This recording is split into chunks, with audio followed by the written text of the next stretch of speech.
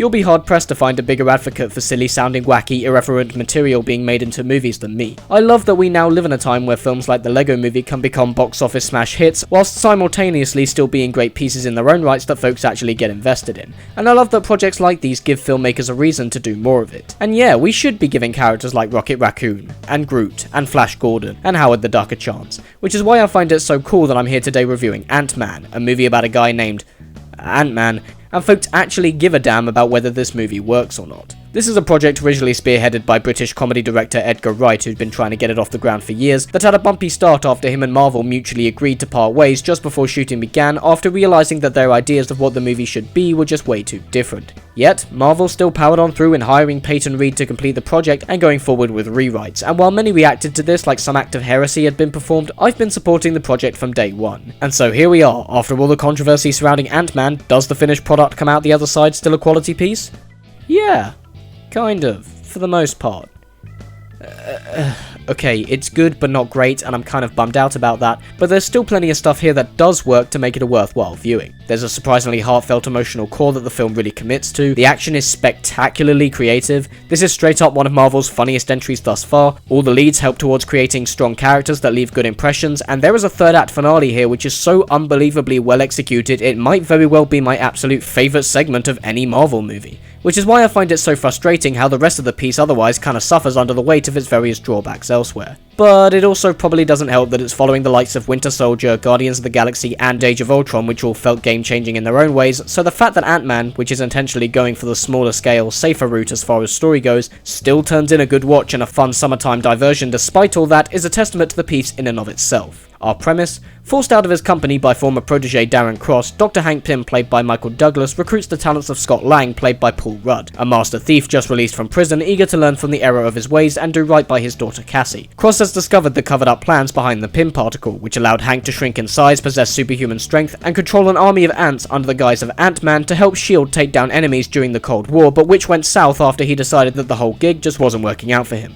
Now his daughter Hope, played by Evangeline Lilly, who has a grudge against Hank, works as Cross's assistant. And when Cross reveals his intentions to recreate the technology and sell it to totally trustworthy people, it's time for Lang to suit up, learn how the outfit works and how to control it, and participate in a heist to retrieve the Yellow Jacket suit and keep the tech out of enemy hands. So basically it's a lot of training to work with different environments, communicating with fellow-sized insects, planning big Mission Impossible type retrieval tasks, lots of heavy emotional character interplay, and really funny uses of the whole now I'm small, now I'm tall comedy punch that, when present, elevates the film into something else entirely. The action sequences in Ant-Man are moments you've largely never seen before. Not only are the shrinking scenes brilliantly well realised and witty, but Reed has clearly gone to a lot of effort to stage the sequences in a way that feels as immersive and enjoyable for the viewer as possible. When Scott Lang shrinks and the stakes are high, Ant-Man doesn't just have fun with the whole conceit, it outright parties naked down the street with it. I don't want to spoil things, but when I go to see a film with the title at hand, you can bet that I go to see an epic fight between the hero and villain on a table where the biggest, most threatening moving object is Thomas the Tank Engine, and damn if it doesn't really just come into its own when we do get to see that stuff. Unfortunately, this is part of where I feel that Ant-Man kind of limits its own potential, given the film doesn't actually have much of that appropriately silly stuff until a majority of the third act, the stuff that I feel should have been way more prominent and spread out to solidify the tone of the piece overall. It really feels like there's a far more self-aware, irreverent, yes this is stupid but it's also awesome, just roll with it movie trying to seep in through the cracks that seems constantly pushed to the side by the overarching sentimentality elsewhere with characters going through so much stuff emotionally. All the more human drama, as in Hank and Hope having father-daughter issues, Hank's troubling past being fleshed out, and Scott trying to do right by his daughter, has clearly been retroactively put more front and center into the story, and it can't help but come off like an act of panic from the filmmakers, as if they worried that an audience wouldn't see an Ant-Man movie as having any form of legitimacy had it not constantly reminded people that its characters had a lot going on. However, that's not really the issue. That they're striving to make you invest in these players and want to get more stuff in there about intimate relationships to counteract the huge city-scale stories we've been exposed to in some of the other Marvel projects is no bad thing. In fact, it's a marriage that could easily work, and I think the aspiration to achieve it is 100%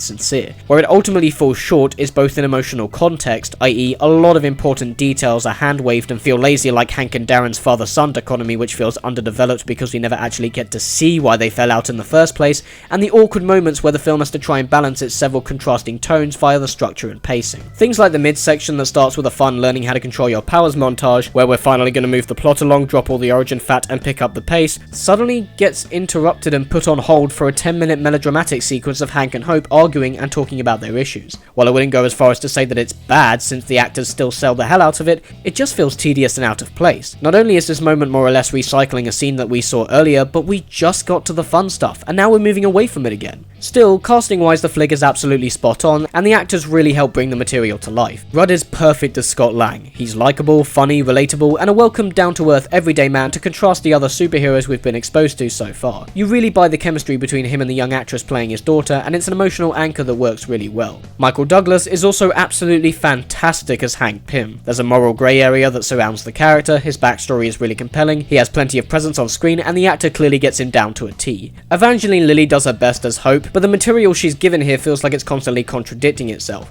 Not only does the film make numerous examples of how much better suited for this mission than Scott she is, it also actively tries to downplay her importance so that they can pull an incredibly obvious and expected sequel tease over where her character might go in the future, and I'm not sure it really works. She kinda winds up more annoying than anything. The one casting I'm pleasantly surprised by, however, is Corey Stoller's Darren Cross, who despite being incredibly inconsistently written as a character, looks like he's having an absolute ball in the role. He's so cartoonishly evil and charismatic throughout that it makes every single scene he's in just a blast to watch. Scott's burglar buddies also provide plenty of grounded humour, and Michael Penia is absolutely hilarious as Luis. He has some of the movie's funniest moments. And while the idea of taking on the mantle of other older heroes doesn't necessarily form into one cohesive focus point narratively, it does still build towards a much more solid overarching theme of legacy. Not precisely in the Ant-Man suit going from one chap to the next, but more in how our characters act upon what they leave behind and how they view themselves through the eyes of their daughters. And while again the structure does distract from this at times, it is present and very involving. Fortunately, if those downsides do have an effect on Ant-Man, it really can be easy to forget about them once we reach the fucking awesome third act.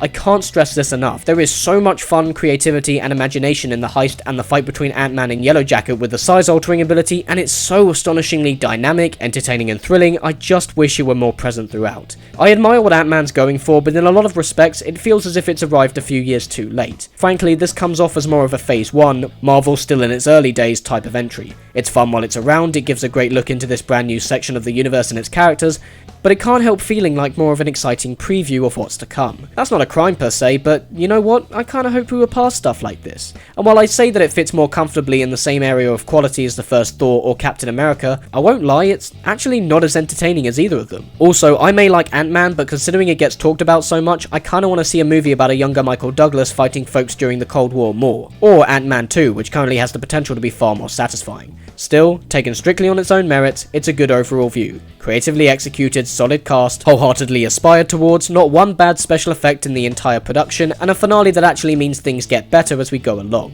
Despite its flaws, this is still another earnest and strong entry into the Marvel canon. I'd recommend perhaps lowering your expectations, but enjoy yourself all the same. Cheers for watching guys, and as always if you like this video, you can subscribe to my channel.